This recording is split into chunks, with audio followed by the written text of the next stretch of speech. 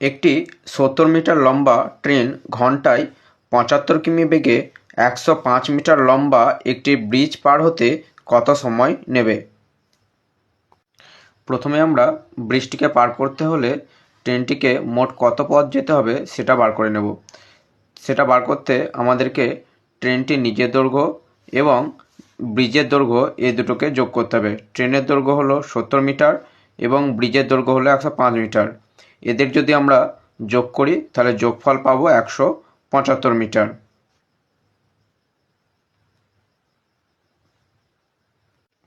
এবারে আমরা ঐকিক নিয়মের মাধ্যমে 175 মিটার পথ যেতে ট্রেনটির কত সময় লাগে সেটা বার করে নেব।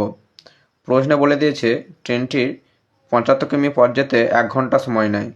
যদিও এখানটা ট্রেনটির গতিবেগ ঘন্টা আর কিমিতে দেওয়া আছে, কিন্তু যেহেতু উত্তর আমাদের সেকেন্ডে আছে তাই আমাদেরকে ট্রেনটির গতিবেগ এখানটায় মিটার আর সেকেন্ডে বার করে নিতে হবে। আমরা জানি যে 75 কিমি সমান 75,000 মিটার হয় আর 1 ঘন্টা সমান 3600 সেকেন্ড হয়।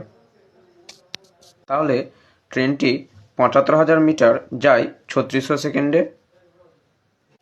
অতএব ট্রেনটি 1 মিটার যায় 3600 বাই 75,000 সেকেন্ডে। অতএব ট্রেনটি 175 মিটার যায় 3600 গুণিত 175 বাই 75,000 সেকেন্ডে। এবারে আমরা যদি এটার ক্যালকুলেশন করি তাহলে এখান থেকে আমরা 8.2 সেকেন্ড উত্তর পাবো।